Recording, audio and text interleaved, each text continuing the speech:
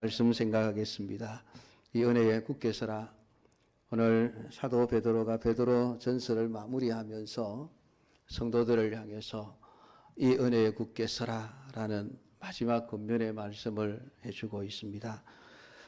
베드로서는 성도를 나그네와 행일이라 그렇게 정의를 내리고 시작을 했습니다. 이 베드로서가 쓰여질 그때가 주 한 63년경 이상 되었을 때니까 그때의 초대 교회 성도들은 참 어려운 형편에 놓여 있었던 때입니다. 우리 여러분들이 잘 아시는 대로 네로 황제가 도시를 재건하기 위해서 로마시에 불을 질러 태워놓고 모든 죄를 문제가 커지니까 그리스도인들에게 다 뒤집어 씌웠습니다. 그래서 그리스도인들이 방화범이다. 그래서 그리스도인들을 닥치는 대로 잡아서 가두고 죽이고 하던 그런 시절이죠. 그래서 성도들이 직장도 쫓겨나고 집도 빼앗기고 재산도 빼앗기고 여기저기 숨어서 지내야 하는, 그래서 카타콤이라고 하는 얘기를 많이 들어보셨을 겁니다. 지하 무덤 속에 들어가서 그 땅굴 속에 숨어 살아야 하는 비참한 삶을 살고 있었던 것이 이 당시에 초대교회 성도들입니다. 그들에게 베드로가 말씀을 기록하면서 소망을 잃지 않도록, 우리가 세상의 것을 다 잃어버려도 하나님이 우리에게 주신 소망은 썩지 않습니다. 쇠하지 않습니다. 그 소망은 낡아지지 않습니다. 하나님은 우리에게 영원한 천국의 소망을 우리에게 유업으로 주셨습니다. 그러므로 땅에 있는 모든 유업, 재산들을 다 빼앗긴다 할지라도 낙심하지 말고 믿음으로 살아가십시오. 어차피 우리는 나그네요 행인들입니다. 우리가 가야 할 곳은 이 세상이 아니라, 이 세상은 잠시 지나가는 정류장과 같은 그런 곳이기에 우리는 천국을 향해서 끝까지 달려가야 할 자들입니다. 라고 말씀하셨습니다. 그러면서 하나님이 반드시 심판하실 것입니다. 하나님의 공의로우신 심판을 이야기하면서 이 땅 위에서 그 심판을 생각하며 서로 사랑하며 공의를 행하며 살아가야 합니다. 그래서 모든 악을 버리고 갓난아이들 같이 순전하고 신령한 젖을 사모하라. 말씀을 먹고 말씀의 힘을 따라 하나님 말씀에 순종하는 삶을 살라고 권면을 했습니다. 육체의 소욕을 따르지 마십시오. 그리스도의 고난을 생각하면서 그리스도인들이 고난받는 것을 두려워하지 마십시오. 오늘 우리가 고난받는 것은 당연한 일입니다. 그러면서 교회 지도자들을 향하여 목자장이 되신 예수님의 마음에 합당하게 양들을 양육하라 하시면서 모든 성도들을 향하여서는 순종과 겸손을 요구하셨습니다. 그러면서 이 땅엔 마귀가 계속해서 역사하고 있음을 우는 사자와 같이 두루다니며 삼킬 자를 찾고 있는데, 그 마귀의 모기가 될 자들은 바로 교만한 자들입니다. 그래서 마귀는 교만한 자들을 보면 덥석 물어 뜯을 수밖에 없습니다. 그러므로 마귀의 소나기를 벗어나는 길은 겸손으로 허리를 동이는 것이고 사단을 대적하는 길임을 계속해서 말씀을 해왔습니다. 이제 마지막 권면을 하면서 내가 신실한 형제로 아는 실로안으로 말미암아 너희에게 간단히 서서 권하고 이것이 하나님의 참된 은혜임을 증언하노니 너희는 이 은혜에 굳게 서라 라는 마지막 권면의 말씀을 하고 있습니다. 이 은혜에 굳게 서라. 지금까지 베드로가 베드로전서 1장부터 이 마지막 5장 11절까지 쭉 말해왔던 그 모든 그 성경 말씀의 내용들이 하나님의 참된 은혜에 대한 것임을 분명하게 선언하고 있습니다. 나는 거짓말을 하지 않았습니다. 하나님이 우리에게 주신 이 모든 말씀은 우리에게 참된 은혜입니다. 이 말씀을 버리지 말고 이 말씀 위에 굳게 서서 믿음의 승리를 하십시오라고 마지막 권면을 하고 있는 것입니다. 오늘 베드로는 우리 마음에 하나님의 참된 은혜에 굳게 서 있기를 소원하고 있는데 어떻습니까, 여러분? 지금까지 베드로전서를 주일 오후 시간에 쭉 읽고 말씀을 들으면서 어떤 생각이 드십니까? 나는 정말 이 말씀이 참된 은혜입니다. 하나님이 주시는 은혜가 참된 은혜이구나. 나도 이 은혜 위에 서야 되겠다라는 생각이 드십니까? 아니면은 아이고 그렇게 살면 너무 힘들지. 좀 편하게 살아야지. 예수 믿는 것도 좀 편하고 세상에서 잘 먹고 잘 살기 위해서 내가 예수를 믿는데 그렇게 믿으려면 예수 뭐하러 믿어? 혹시 그런 생각이 드시지는 않습니까? 오늘 여러분이 오늘 이 말씀 앞에서 이 베드로전서의 모든 말씀들이 참된 은혜임을 굳게 믿고 그 은혜 위에 남은 생애를 굳게 세워 살아가시는 우리 성도들이 다 되기를 주님의 이름으로 축원합니다. 사도가 신자에 대해서 말했던 것은 우리는 나그네라고 하는 것입니다. 여러분, 이 나그네의 정신을 잃어버리는 순간 우리는 세상의 마음을 빼앗기게 되어져 있습니다. 왜냐하면 세상은 점점 살기 좋아져요. 앞으로 아마 우리가 상상하지도 못할 더 좋은 세상이 올 겁니다. 요즘 AI 시대 아닙니까? 앞으로 그 AI가 점점 더 발달하게 될 것입니다.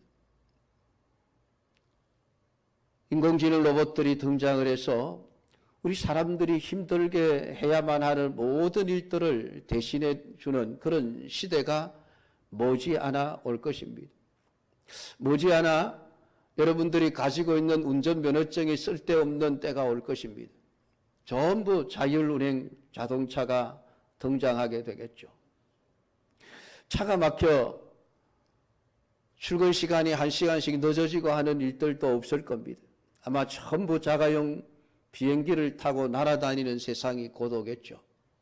가정주부들 손가락 하나 까딱 안 해도 말만 하면 컴퓨터가 다 알아서 밥도 해주고 빨래도 해주고 다 해주는 시대가 멀지 않아 올 겁니다. 오래 사십시오. 오래 사시면은 정말 좋은 세상을 볼 것입니다. 근데 중요한 것은 결국은 망한다는 거예요. 아무리 세상이 살기 좋아져도 다 썩어질 것들이고 쇠하여질 것들이고 약해져 갈 것들입니다. 아무리 살기 좋은 세상이 와도 우리의 생명을 대신해 주지는 못할 것입니다. 그러니까 오늘 우리가 이 땅 위에서 나는 나그네로 산다. 여러분 이 정신을 놓아버리지 마십시오. 직장 생활을 하든 학교를 가든 여러분 가정 생활을 하든 어떤 일을 하든 취미 활동을 하든 뭘 하든 나는 이 세상에서 나그네다라고 하는 우리 성도들의 신분을 망각하지 않고 살아갈 수 있기를 축복합니다. 그래야 마음을 빼앗기지 않습니다. 지금 베드로전서 이 말씀을 받는 성도들의 형편을 아까 말씀을 드렸습니다. 정말 힘들게 살아가는 그런 성도들에게 이 베드로전서의 말씀이 얼마만큼 위로가 되었을까요? 여러분이 하루하루 힘든 인생을 살아가면서 하나님의 이 말씀이 얼마만큼 위로가 되십니까? 아마 하나님 말씀을 통해서 좋은 말들을 듣기를 원하신다면은 그런 분들에게는 이 베드로전서의 말씀은 절대로 위로의 말씀이 될 수 없습니다. 힘이 될 수 없습니다. 환난과 핍박과 고통 가운데 있는 신자들에게 고난에 대해서 감사하라. 그게 여러분 위로가 되겠습니까? 여러분 같으면 어떻겠습니까? 하나님 알겠습니다. 내게 고난 주심을 감사합니다. 여러분 그럴 수 있겠습니까? 아마 쉽게 나오지 않을걸요. 왜 우리는 다 예수 믿고 문제 해결받고 평안하고 잘 사는 문제 없는 삶을 살기를 원하는 마음들을 가지고 있습니다. 그래서 우리가 위로받는 말씀은 고난에서 벗어날 것입니다. 하나님이 문제를 해결해 주실 것입니다. 그런 말씀이 우리에게 위로가 되고 힘이 되죠. 그런데 베드로서의 말씀은 전혀 그렇지 않습니다. 예수님도 고난을 당했으니 당신들도 고난당하는 것이 당연합니다. 1장 2절에 보면 하나님 아버지의 미리 하심 따라 성령의 거룩하게 하심으로 순종함과 예수 그리스도의 피 뿌림을 얻기 위하여 택하심을 입은 자들에게 편지하노니 은혜와 평강이 너희에게 더욱 많을지어다. 성경은 오늘 우리 그리스도인들을 가리켜서 하나님 아버지의 미리 아시는 것이 은혜고 성령의 거룩하심이 우리에게 은혜고 하나님의 택하심을 입었다는 것이 은혜입니다. 라고 이야기를 하고 있습니다. 물론 이것을 틀렸다고 말하실 분들은 없을 거예요. 우리 성도님들이 다 맞습니다. 아멘 할 수 있을 것입니다. 그런데 고통이 없는 편안한 환경 속에서는 얼마든지 이게 은혜라고 말할 수 있겠지만 정말 고통스러운 환경 가운데서도 하나님이 나를 아셨다, 선택하셨다, 하나님이 성령으로 거룩하게 하셨다, 이것이 과연 위로의 말씀이 되겠습니까?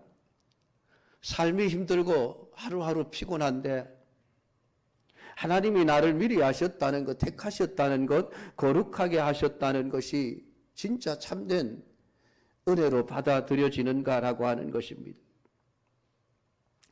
하나님이 나를 미리 아셨다. 그런데 고통과 환난이 사라지는 것이 아닙니다.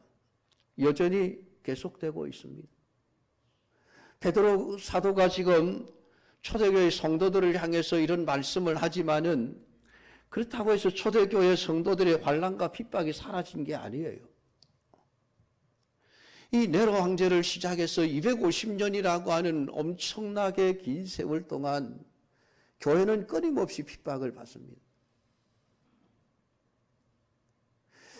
말씀이 주어졌다고 해서 여러분 핍박이 사라진 것이 아니라는 거예요.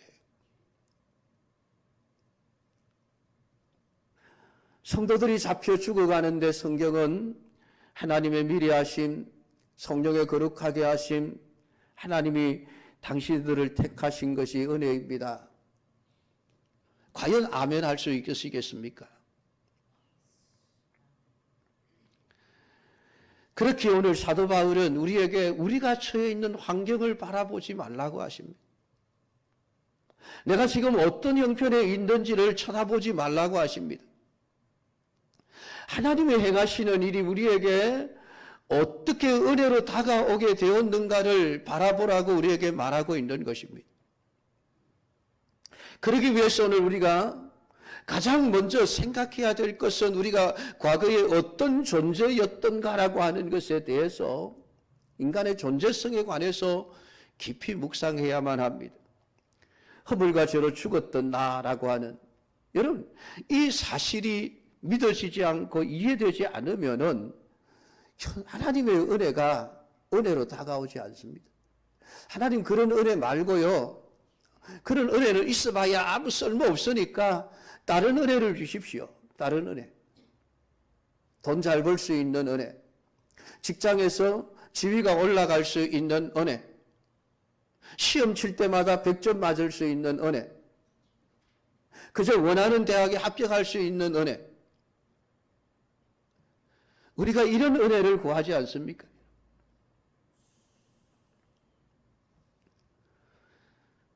그러니까 우리가 환경이 어려워지고 우리가 형편이 힘들어지면 가장 먼저 나오는 것이 원망과 불평이죠. 하나님 왜 이렇게 하십니까? 하나님 나를 사랑하시지 않으시는군요. 하나님이 나를 사랑하신다면 이럴 수가 없습니다. 그러는 거예요. 그러나 우리가 그물과 죄로 죽었던 우리를 하나님이 다시 살려내시기 위해서 하나님이 행하신 일들을 생각한다면은 나에게 주어지는 환난과 고통점은 아무것도 아닌 것이 되어집니다. 그게 믿음입니다. 내가 허물과 죄로 죽었던 자리에서 나를 미리 아시고 부르시고 택하시고 의롭다 하시고 영화롭게 하시며 썩지 않고 쇠하지 않고 낡아지지 아니하는 영원한 천국의 소망을 주신 그 하나님의 은혜가 참 은혜로 다가오게 되어지는 것이죠.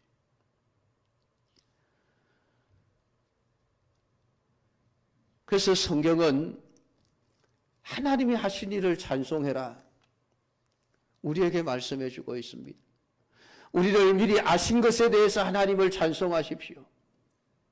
우리를 선택하신 것에 대해서 하나님을 찬송하십시오. 우리를 거룩하게 하신 것에 대해서 찬송하십시오. 우리를 하나님의 자녀로 삼으신 것에 대해서 찬송하십시오. 이 은혜를 바로 깨닫는 자들만이 하나님이 주시는 영원한 산 소망이 참된 우리의 소망이고 복인 것을 깨닫게 되고 하나님을 찬송하게 되어지는 것입니다. 오늘 사람들은 은혜를 우리가 원하는 것이 채워지는 것으로 생각하기에 환경과 형편에 따라서 믿음이 흔들리고 자꾸 변하게 되는 겁니다. 하나님이 잘 살게 해주시면은 믿습니다. 열심히 믿지만은 힘들면은 자꾸 신앙을 포기하게 되는 이유가 거기에 있습니다. 다른 은혜를 구하기 때문에 그렇습니다. 오늘 하나님이 행하신 우리를 위하여 행하신 모든 일들이 참된 은혜이고 이 은혜 위에 굳게 서라. 성경은 우리에게 말씀해 주고 있습니다. 여러분이 남은 생애 동안 하나님이 나를 아시고 나를 선택하시고 나를 구원하셨다는 이 하나의 은혜만 가지고도 여러분이 평생 믿음에서 떠나지 않고 하나님만을 섬기며 살아갈 수 있는 이러한 복된 믿음의 역사가 우리 모두에게 있기를 주님의 이름으로 축복합니다. 참된 은혜를 아는 것으로 모든 것이 끝나지 않습니다. 우리 예수님 오실 때까지 이 예수님이 가져오실 온전한 은혜를 바라보며 살아가야만 합니다. 우리는 지금 은혜를 조금 맛보는 자로서 살아갈 뿐입니다. 그러니까 하나님이 맛보여 주신 이 은혜가 여러분 그냥 에피타이저라고 생각하시면 됩니다. 그냥 밥 먹기 전에 간단하게 맛보는 것. 그 정도로 생각하셔야지 그게 전부가 아니에요. 진짜는 우리 예수님이 재림하실 때 다 가지고 오시는 겁니다. 그걸 믿어야 되죠. 그러니까 세상에서의 슬픔과 아픔과 고통과 눈물이 여러분 우리의 전부가 아니라는 거예요. 그래서 주의 인자하심을 맛보았으면 그리하라. 하나님의 은혜를 맛본 자로서 정말 그 하나님의 은혜가 얼마나 맛있는지를 아는 사람은 그 은혜를 사모하게 되어져 있습니다. 그래서 사람들이 요즘 먹방 시대죠. 먹방 시대. 전국 방방곡곡에 찾아다니면서 맛있는 음식집을 찾아다니는 방송 프로그램이 너무 많습니다. 그래서 그런지 자꾸 비만 시대가 되는 것 같아요. 근데 한 번 맛을 보고 맛있다 그러면은 다음에 또 찾아가잖아요. 맛없으면 안 가거든요. 맛을 보면 찾아가게 되어져 있습니다. 하나님의 은혜의 맛을 보면은 나를 선택하시고 나를 구원하시고 나를 거룩하게 하신 이 하나님의 은혜를 맛보게 되어지면은 장차 우리 예수님이 재림하시면서 가져오실 영원한 천국의 그 모든 은혜가 얼마나 맛있는 것인지를 알게 되어진다는 말이죠. 그래서 입맛을 다시고 살아가게 되어지는 거예요. 근데 그 은혜를 모르면은 하나님이 가지고 오실 은혜를 모르는 겁니다.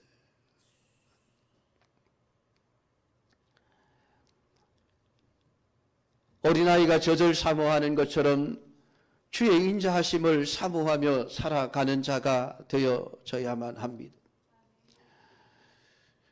그런 사람들이 세상의 제도에 순복하게 되어져 있습니다. 왜냐하면 우리의 육신의 이익을 위해서 살지 않기 때문입니다.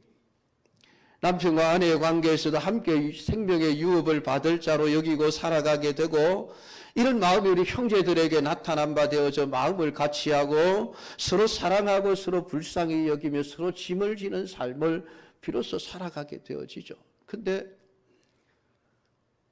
자신의 이익을 위해 사는 사람은 절대로 형제를 사랑할 수 없습니다. 절대로 이웃을 불쌍히 여길 수가 없는 거예요. 왜? 자기 이익이 먼저기 때문에 그렇습니다. 오히려 자기 이익을 위해서 남을 더 아프게 만들고 남을 더 힘들게 만들게 되어지는 것이죠. 그래서 신자에게 있어서 고난은 산 소망을 가진 자로서 예수님의 재림을 사모하는 자로서 천국을 소망하며 살아가는 자로서 마땅히 걸어가야 할 길임을 말하고 있습니다. 그래서 교회 지도자들은 증인, 고난의 증인으로 부름을 받은 자라고 이야기를 합니다. 고난의 증인. 교회 지도자들이 성도들에게 가르쳐야 될 것은 그리스도인으로서 마땅히 세상에서 고난을 받는 삶을 살아가는 것이 당연하다고 가르치는 것입니다. 그렇기 때문에 지도자들이 맡기운 양들에게 주장하는 자세를 하지 않게 되는 것입니다. 왜? 자기의 뜻을 내세우지 않기 때문이죠. 주장하는 자세라고 하는 것은 자기가 원하는 바를 끝까지 관철시키겠다고 하는 마음에서 나오는 것입니다. 그리스도인의 마음이 아니죠.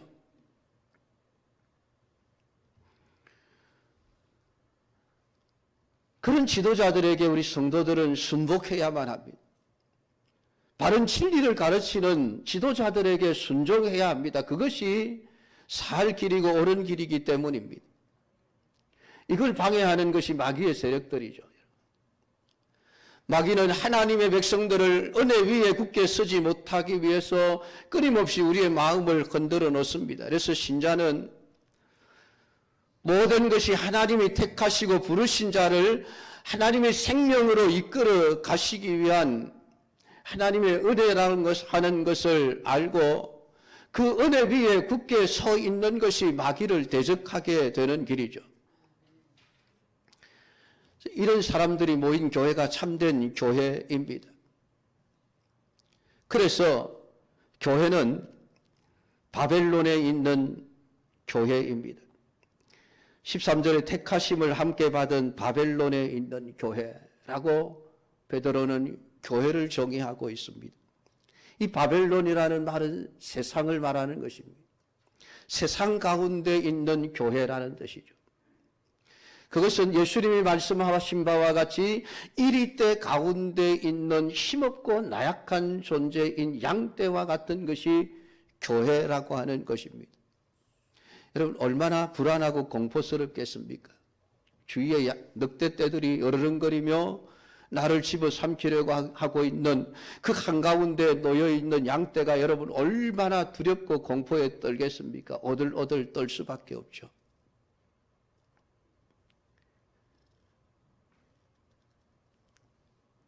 그런데 우리가 하나님의 은혜 가운데 굳게 서 있을 때에 결국은 그리스도 안에 있는 너희 모든 이에게 평강이 있을지어다. 양떼 가운데 있으면서 바벨론 가운데 있는 교회지만은 교회는 평안을 누리게 되어집니다. 우리가 참된 믿음 위에 서 있으면은 그리스도 안에 있는 평강이 우리를 붙잡아 주셔서 세상이 두렵지 않은 겁니다. 무섭지 않은 겁니다. 공포스럽지 않은 겁니다. 여러분, 이 은혜가 오늘 우리에게 있어야 합니다. 그래서 다윗의 시편을 읽어보면은 천만인이 나를 둘러치려 하여도 나는 조금도 두려워하지 않습니다. 참된 평강을 누립니다. 왜요? 하나님의 택하심 받은 자임을 알기에, 하나님이 그를 붙들고 계심을 알기에, 비록 천만인에 둘러싸여 있고 군대가 들어서 나를 치려 한다 할지라도 나는 평안히 잠을 자고 아침이 되면 일어나겠습니다. 여러분, 이런 평화가 어디 있습니까? 전쟁터의 한가운데서 적들에 둘러싸여 있는 다윗이 평안히 저녁이 되면 잠을 자고 아침이 되면 일어나고, 여러분, 이런 생활이 가능하겠습니까? 하나님의 은혜 아래 굳게 서 있는 믿음을 가진 사람만이 가질 수 있는 참된 평안입니다. 그 평안은 오직 그리스도 안에 있는 평안이죠. 세상의 물질을 가지고 얻을 수 있는 평안이 아닙니다. 세상의 권력을 가지고 얻을 수 있는 평안이 아닙니다. 세상 사람들이 내 편이 되어준다고 해서 얻을 수 있는 평안이 아니에요. 오직 그리스도 안에 있는 평안입니다. 사랑하는 성도 여러분, 오늘 우리는 이 세상 가운데 살아가는 그리스도인들입니다.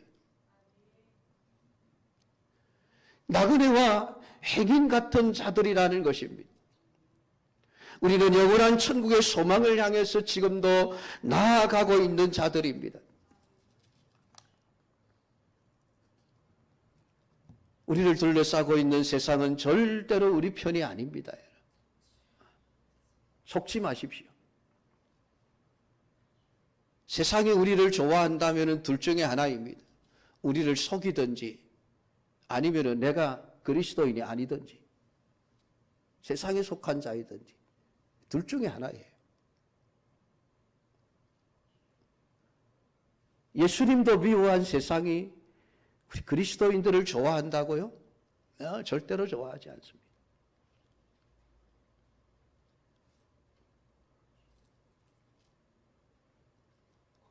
오늘 바벨론에 있는 교회라고 하는 사실, 이리떼 가운데 놓여져 있는 양떼라고 하는 사실, 여러분 잊지 마시고 우리의 소망은 오직 하나님뿐이고 그리스도의 뿐임을 알고 그리스도를 붙들고 주님이 주시는 참된 평안으로 세상의 모든 환난과 핍박들을 이겨낼 수 있는 믿음의 승리자들이 되기를 주님의 이름으로 축복합니다. 기도하겠습니다.